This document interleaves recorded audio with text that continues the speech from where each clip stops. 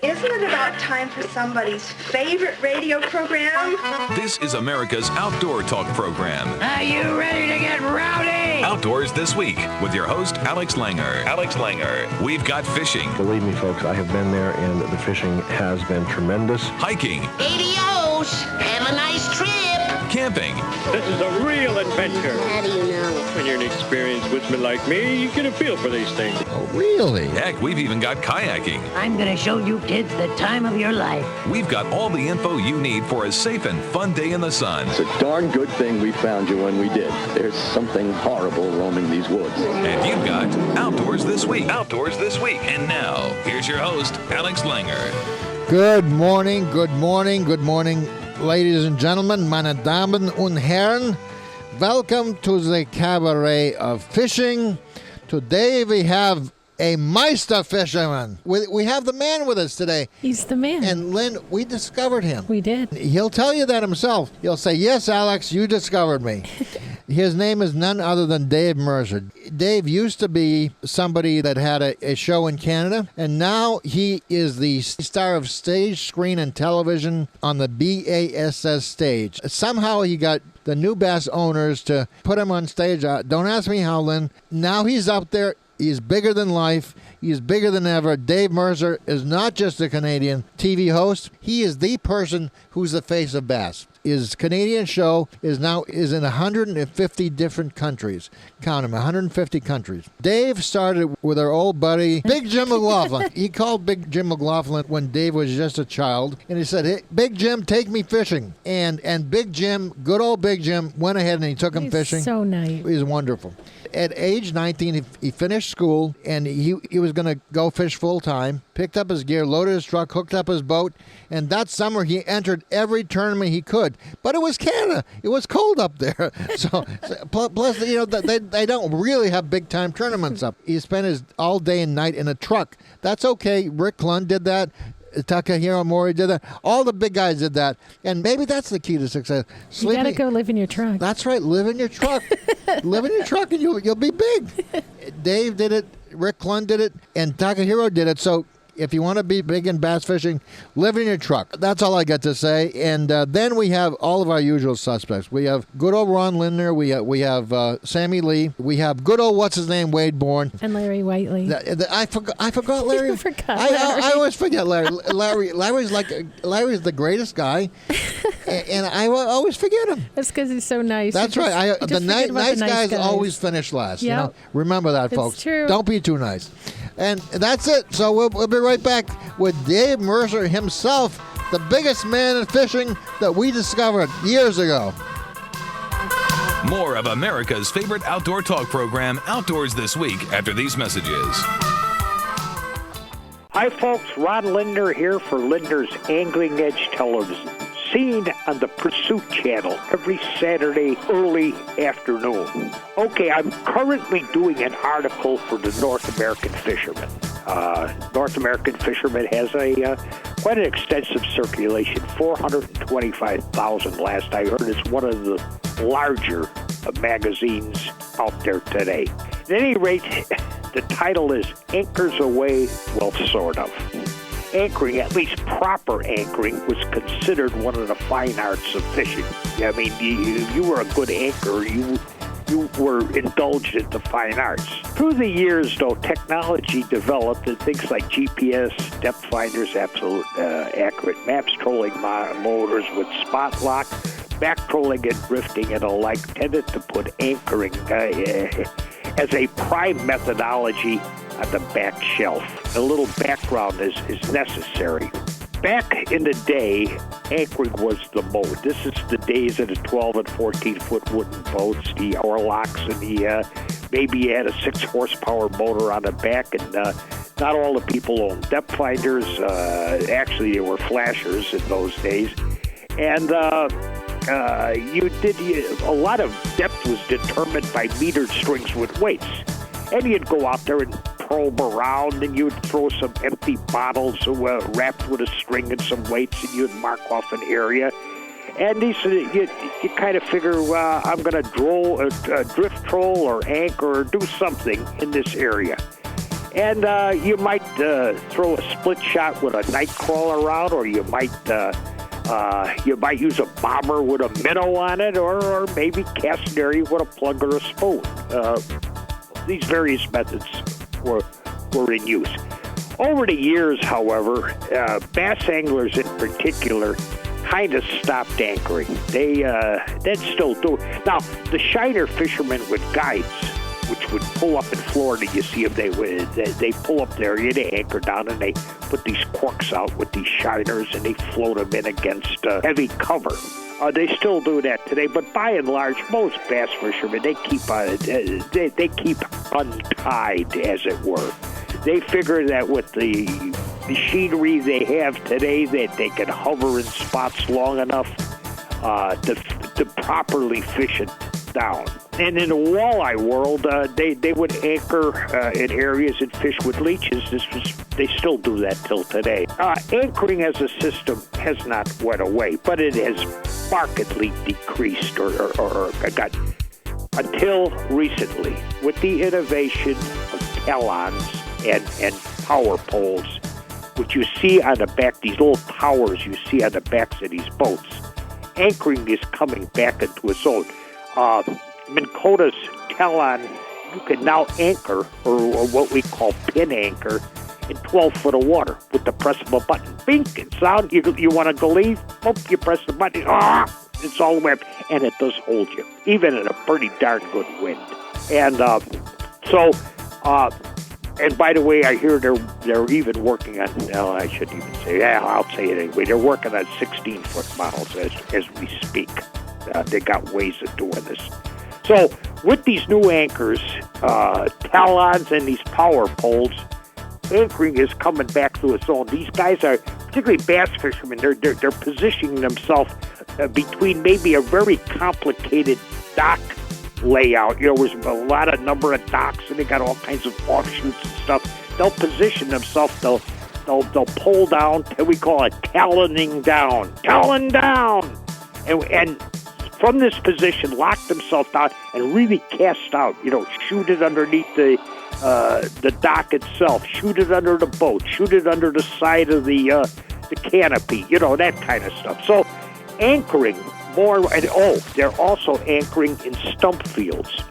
And my son Jimmy just came from a tournament up in Leech Lake where they got these big rice beds, and he says these guys were taloning down constantly out in these big rice beds, and they were flipping the real heavy weighted jigs, punch crawling they call it. Ounce and a half sinker with a 6 or 4 aught or 5 aught or 6 aught hook, heavy duty with a craw on the back, and 65-pound test braid and a 7.5 foot flipping stick with the 7-to-1 gear ratio. They'll flip that thing out there in 3.5, 4 feet of water. Bass picks it up. I don't care how big he is. They rip jaws. My son just got through doing this. He came back and he didn't understand something. I says, I fish a lot down in Okeechobee. I practice with some of the best punch crawlers in the world. These guys tape their wrists because when you set the hook on a 5 or 6 pound bass in 4 foot of water with 65-pound test braid, there's no give. So you better have your wrists just like a fighter. So what they do is they get the tape. You buy the tape. That basketball players and a lot of athletes use. And what they're doing is they're wrapping their wrists. They're using this in conjunction with taloning down anchoring. So anchoring is back, by the way.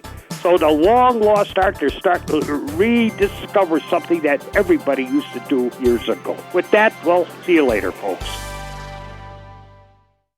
Larry Whiteley and the Outdoor World Report are proudly brought to you by the brand new Rototail, the world's first and only plastic worm with a soft rotating spinner tail. The patented tail generates unbelievable vibration that you and the fish can actually feel just like a spinnerbait or a crankbait. See it at rototail.com. That's rototail.com. September Outdoors, coming up on Bass Pro Shops Outdoor World. Would you like to spend less time on the couch and more time in the fresh air? Would you like your kids to stare at a bobber instead of the TV? Would you gladly trade in your microwave for a Dutch oven? then you belong at Bass Pro Shops. Every week, we offer free skills workshops to help you get started. See the store or go to BassPro.com for more information. Bass Pro Shops. Your adventure starts here. Now, depending on where you live, September is usually the month to say goodbye to summer and start getting ready for the fall season. The lakes become quieter after Labor Day, as many boaters, skiers, tubers, and jet skiers just call it a season. The fish are still there, though. Early in September, they usually stay in their summer patterns, but by the end of September, they go on feeding binges, and the fishermen are there to take advantage of it. Campgrounds, so packed with tents and RVs during summer, start thinning out too. If you don't like crowds, September's a great time for camping. It's also great for floating a river or wetting a fly. Tell yourself to go take a hike. Those who hunt are leaving for western big game hunts or dove or teal hunting. Deer hunters are scouting or hanging stands. Bow hunters are practicing and ready to go climb a tree. Upland and waterfowl hunters are working with their dogs. So many great outdoor things to do in September. I'm Larry Whiteley, and this is Bass Pro Shops Outdoor World. Thanks a lot, Larry Whiteley, and he always brings us the best reports. Now, let me introduce my next guest by telling you that we discovered him many, many years ago before he became the biggest sensation in the entire bass fishing world. Dave Mercer was the host of a show called Facts of Fishing at the time. Dave has since gone on to greatness. We met him here first on the show. Dave is originally from Canada, and he did a lot of things early in life, just as your humble host did. Now he's gone on to be the onstage MC for all the B.A.S.S events. He's the man. Without any further ado, the famous, the stupendous Dave Mercer. Dave. That right there is the reason that I love this show, because, every once in a while, especially when I hang out with my family at reunions and stuff, they tell me I'm a loser, but, you guys build me up, and I appreciate that. Thank you very much. Who calls you a loser? Give me their name and number. I'll call them myself. I can't, because they're tough. They'll beat me up. I don't want to give their name out on the radio. They're probably Canadian lumberjacks, right? They all are. I've come from a long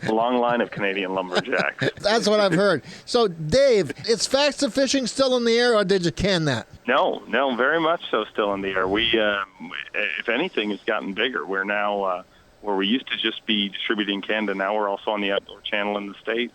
Wow. And we did deal with the ESPN International, so we're on 174 different countries around the world in ESPN International. So Facts of Fishing is very much alive and well, and every once in a while, when I get a break from these Bassmaster events, I go and shoot a show. So it's all good.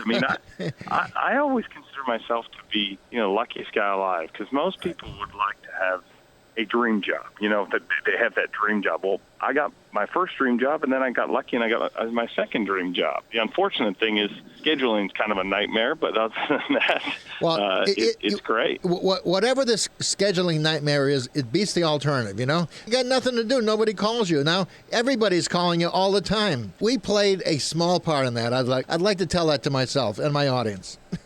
You guys did everything. I wrote a song about you. It goes like this. Did you ever know that you're my hero? Oh, stop. I've heard that song on the radio before. You didn't write that song. Well, maybe I didn't write it, but that's my version just for you. And I apologize if I'm talking a little quieter than usual, because right now, speaking of Dream Job, I'm actually watching the world's best drop shotter. Aaron Martin's the reigning angler of the year, just won that title a few weeks ago, and we're at Toyota All-Star Week right now, and I'm actually, he's about quite 100 yards from me fishing away here, so I'm kind of having to, do a little bit of a creepy golf voice. So I noticed that your voice was creepier than usual today. Folks, for those of you listening today, we tape this show like a day or two before you actually hear it. That's our dirty little secret. And the good news is we actually get to experience people when they're live doing whatever they do. And that's Dave talking in his creepy voice today with Aaron Martin. How is Aaron Martin's doing, by the way? He's doing great, actually. I can't say this too loud because he's not allowed to know this, but he's unofficially leading the tournament at this point right now. And just a moment ago, what he's doing, he's fishing a boat dock. We're on Muskegon Lake in Michigan. And how this deal is going to work is the top 14 anglers we're starting with, and they all fish for the first 2 days. And then on the final day, it'll go down to 4. And the cool thing about Aaron is he won this event last year. So he's not only got he's got an opportunity to win this event back-to-back. So he's the reigning all-star champion and angler of the year. but he's fishing a boat dock. And here's the backstory, which is kind of crazy when you think about this, is Aaron, I don't think too many people will argue to say, if he's not the world's best, he's in the top 3 of the technique, which is drop shotting. And most of his winnings, made over $2 million fishing in, and 85-90% of those winnings have come on the drop shot. Well, here's the sticky part. In Michigan this time of year, they have this wacky rule that actually outlaws the drop shot. And the reason for it is you're not allowed to put a hook on your main line. So you can't connect a hook to your main line. So in essence, you can't drop shot. The reason for the rule has got nothing to do with bass fishing. It's got to do with salmon fishing. And I guess years ago people would snag that way. So they just outlawed it. But here you have the world's best drop shotter, and he's not able to use his technique. So it's definitely playing games with his head right now. So I was going to ask you, so he's doing a shaky head and not a drop shot? Can't throw the drop shot, but if you spend any time with Aaron, Aaron is one of the most incredible anglers that I get to cover, just because his mind works so different than the average angler. Like the way he thinks of things, right. I just go through the motions. If they bite, they bite. If they don't, I blame it on the fish. I'm like a little kid that, video game remote didn't work, so I blame it on I didn't win the video game, so I blame it on the remote. We got to take a break right now because that's what the music's telling me. When we come back, you can tell me all about Aaron, all right? All right. All right, folks, stay with us. We'll be right back with the great Dave Mercer. Don't go away. Hey, what do you think you're doing? Don't change that dial. Alex will be right back with more of Outdoors This Week after these messages. Right in front of my face.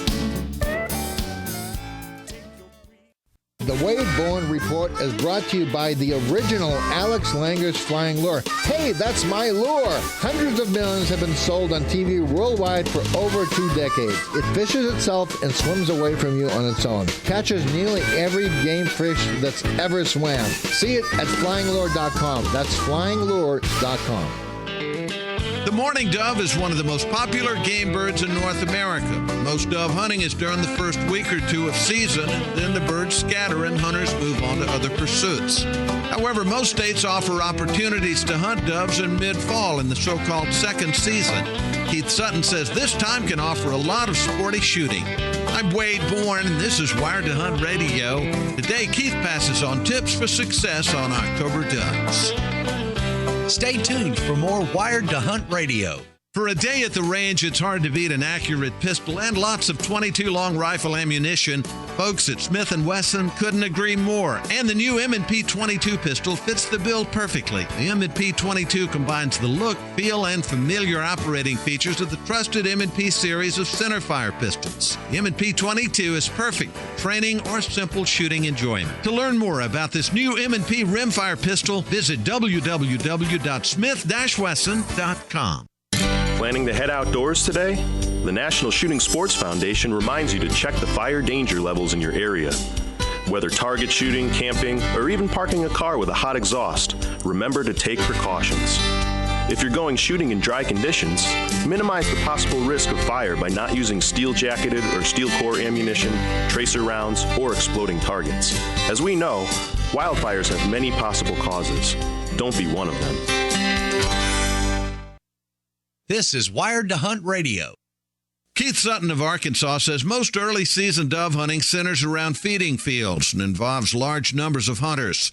But when the second season rolls around, most hunters have turned their attention to other game, so a solitary hunter has to alter his tactics to get some action. Here's Keith talking about a good way to get some shooting when you're hunting by yourself. My favorite way to hunt second season birds is to hunt water holes. You need to have a pond or a small stream where there's open bank. Doves don't like to light where there's any vegetation. And I like to hide in a blind or just some natural camouflage close to a watering area like that. First thing in the morning, last thing in the afternoon, and catch those birds when they come to water. Now, to help draw the birds to his location, Keith Sutton sets out a spinning wing dove decoy from Mojo Outdoors. And here's how he uses it. You can put the wing spinner just by the edge of the water, not in the water, but along the edge where the ground is open, and turn it on and put a couple of decoys on the ground beside it, silhouette decoys or shell decoys, and just with 3 or 4 decoys, you can really have some good shooting. That's Keith Sutton explaining a good setup for second season doves. And that's also today's Wired to Hunt Radio. I'm Wade Bourne saying thanks for listening. Get outside. Thanks a lot, Wade. And we are outside with Dave Mercer. Now, if you know the name Dave Mercer, it's probably because you've seen him as the on-air, on-stage host at all the B.A.S.S. tournaments. I don't know how he snookered them into giving him that plum show, but somehow he did, and that's why we're talking to him. And, Dave, there are so many things I want to ask you about, but let's talk about the advent of college fishing, which I think is the newest thing that's going to pump a lot of new blood into the B.A.S.S. circuit. What do you think of college fishing? I think it's incredible. And actually, I've been talking about the All-Star Week that's happening here, but at the same time, not at the same venue, but on the Grand River here, we have the 8 finalists for the Carhartt College Bass Series. And basically the winner of that after this weekend is a Bassmaster Classic qualifier. Wow. And to me, hey, I probably would have went to college a lot. Brandon Polnick was the #1 vote getter this year. What was the vote about? Basically, all Bassmaster fans got a chance to vote on their favorite pro that hadn't qualified. The top 8 qualify for All-Star Week. Right. And then we allow the Rookie of the Year in and the defending Classic champion. So that gives you 10. Then there's 4 spots, just like Major League Baseball, where the fans are allowed to vote in who they'd like to have. And Brandon Polnick was the #1 vote getter. Ike Kennelly was #2. Gerald Swindle was #3. And Skeet Reese were #4. Wow. So those 4 guys, although they didn't qualify in the top 8, they're here because of the fans. Right now, you're doing the All-Star Weekend. Am I correct? That's right. How do people generally qualify for the All-Star? Top 8 qualify through Angler of the Year points. Yep. So our Angler of the Year is Aaron Martins, right behind him, Edwin Evers, Kevin Van Dam, as the list goes on. So the top 8 in Angler of the Year points, and then our Classic champion, our Rookie of the Year, and 4 fan votes, fan favorite votes. So Brandon Polnick got 22,000 votes or something like that. Holy cow. So he's a pretty popular dude. He is. We discovered him, too. I always refer to you as my agent, Agent Alex. Dave, you're the only one. You're probably our biggest discovery, and you're also the most grateful. I appreciate the commissions that you don't charge me. So I believe in repaying you by, as long as you don't charge me, I'll be nice. But not in money, right? Yeah, no, because I'm a professional angler. I don't have that. That's right. You pay me in fish.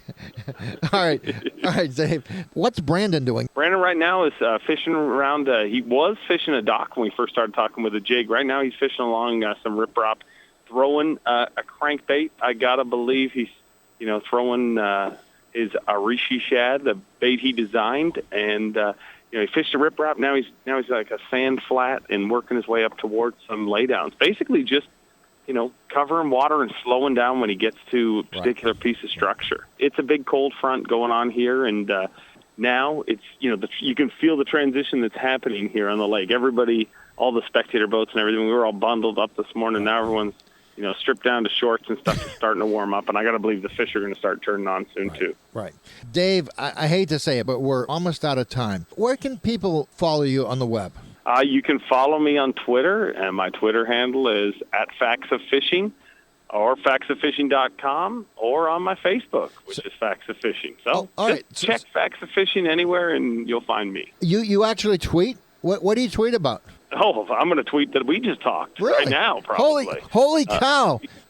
Yeah, I tweet all the time. I'm not very popular in real life, but I'm actually, I don't know, we have like 20-something thousand tweets. So I'm very popular in social media, not in real life, though. All right. Dave, tweet. We'll have this show posted on our website with you next week. All right? Okay. As soon as you guys get it up, I'm going to ask Lynn to do this because I know you won't do it. You're right. You're like, you don't really do all the work. Yeah. But I'm going to ask Lynn to send me that link, and I will tweet it right away. But before we go, I'm out here with world-renowned outdoor photographer James Overstreet, and he wanted to give a shout-out to Pee-wee. I have no idea what that means, but he wanted to do it. It was very important to him. Folks, we got to go. Thanks a lot, Dave Mercer, for joining us. Thank you for letting James Overstreet say a few things. And we'll see you next time on Outdoors This Week, folks. Bye-bye.